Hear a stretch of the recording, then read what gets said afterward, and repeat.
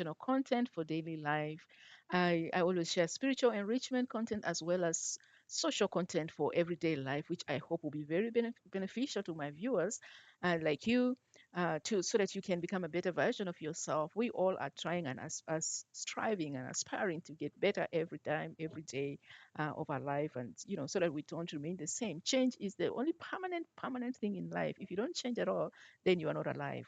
With life, there has to be change, and our change should be getting for the better always, and not the other way around. So I would really be grateful if you would take the time, if you would be so kind as to subscribe to my channel so that you can have more great content that will come your way, and also share the videos, like them, and share with your friends.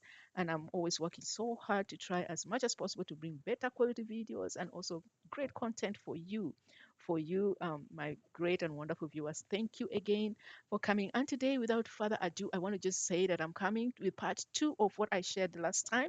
And in my previous video about a week or so back, I talked about elements of true love, and I call that part one. And today is part two of that. And I'm going to just quickly just recap. Of course, what I've shared is doesn't mean that is not all there is to talk about true love. It's such a wide subject. I can't finish it in just 5 minutes or 6 minutes, a short video like this.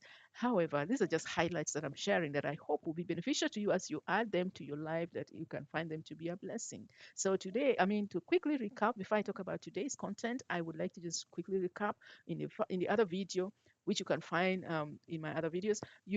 I did talk about commitment as being very key in true love. That true love is really commitment. It's not just a feeling, but a commitment that you're committed to that person, irrespective of this, some challenges that may come along in your course in your love life. You always encounter some challenges. Your love must always be tested. If your love is not tested, it cannot be strong, it cannot grow, it cannot be proven to be true. It has to be tested. So when your love is tested, commitment keeps you going. Then we talk about mutual respect. I talked about acceptance, how you accept your person as they are. We talk about support, and then I talked about emotional intimacy. Those are all key elements of true love that you cannot throw some out and say, I'll just take only one and leave the others. No, they're all important, but that is not all there is to it. Today, I want to add another ingredient there, which is the an element of communication being very, very key. Communication is very, very, very important in a love relationship, whether it be husband and wife, fiancé, boyfriend, girlfriend.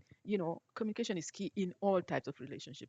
As a matter of fact, whether it's a romantic relationship or not, or any other, but communication is really key. So I want to say communication is very important, both verbal communication, non-verbal. All of it is very key. You have to take the time to communicate, share with each other. In terms of verbal communication, the Bible tells us in Ephesians chapter 4, verse 15, that you communicate to each other in love, that you speak the truth in love to each other. And speaking the truth in love makes you to grow closer to each other. Not speaking the truth in hate or in arrogance, in boastfulness, or to challenge, to bring down the other person because you feel you are the right person. You are telling the truth. I told him the truth. I told her the truth. And I say you are this and that. But the truth should be spoken in love. So speak the truth in love to each other, husband and wife, or you must be cultivate a friendship, be friends. I don't know why people, when they are boyfriend and girlfriend, they can be friends. When they get married, the friendship aspect of it, I don't know where it flows out. The man is talking with their other friends, the woman is talking with her other friend, but the communication among the two of them is so minimal. What is your communication level? The way you used to communicate before you got married, is that the same way that you communicate? You have to work hard to build that relationship, to build the friendship. It's very, very key. You work hard to keep be best friends, share your successes, share your disappointments, your joys together, your pain. Some people, they have pain, they don't share with their partner. Other people will know, and others, they can, you find out from another person. Why? Communication is very important. Sometimes men like to hold things. I'm not saying that only men, but at times, you find that men find it difficult to release, to share with their partner. They can even talk maybe with another man, but to talk to their partner about it, it's just they find it difficult. But it's really important, because you need to share your joys and your frustrations with your partner, because then you can be able, when you speak together, when you speak to each other in love, you find that communication will result in growth. It will result, speaking to each other in love brings relief and healing. you know Choose to speak life, because you can speak to each other. Speak life when you're speaking to each other.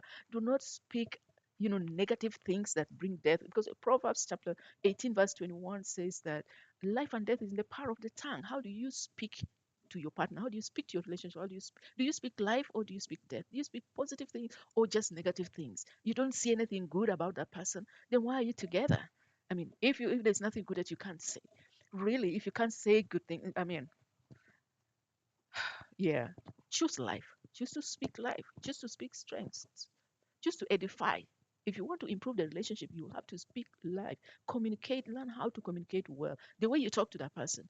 Would you love for somebody to talk to you that way? If yes, then that's a good thing. But if not, then you may have to review how you speak. Examples: speak good things about your spouse. Confess positive things. And also express your love to each other verbally. Confess it, express it verbally. Express appreciation.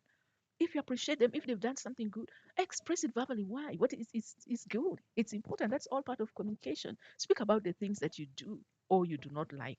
You can talk about it. If someone is doing something and you always don't like it, then you keep quiet. You don't say anything about it. Then how will they know? So it's better to share both the things you like and the things that you do not like.